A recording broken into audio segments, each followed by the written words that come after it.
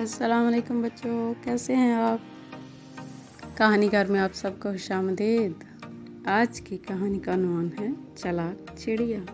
ایک چڑیا تھی، اس کا نام چنچی تھا۔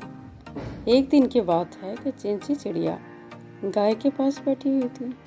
وہ دانے چگ چگ کر کھا رہی تھی۔ اچانک گائے نے گوبر کر دیا۔ وہ چڑیا اس گوبر میں دب گئی، وہ اڑ بھی نہیں سکتی تھی۔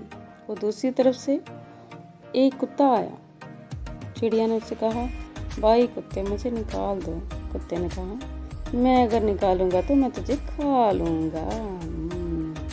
چڑیا نے کہا، ہاں کھا لینا۔ کتے نے چڑیا کو گوبر سے باہر نکالا۔ اب چڑیا نے کہا، مجھے دھو تو لو۔ کتا چڑیا کو نل پر لے گیا۔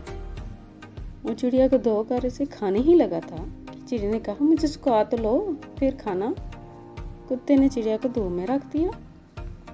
تھوڑی ہی دیر گزری تھی کہ چڑیا کے پر سوکھ گئے اور پھر سے اڑ گئی۔ کتا منہ دیکھتا رہ گیا۔ آج کی کہانی آپ کو کیسی لگی؟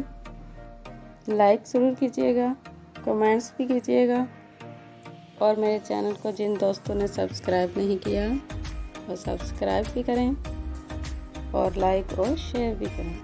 پھر ملیں گے نئی کہانی کے ساتھ۔ اللہ حافظ۔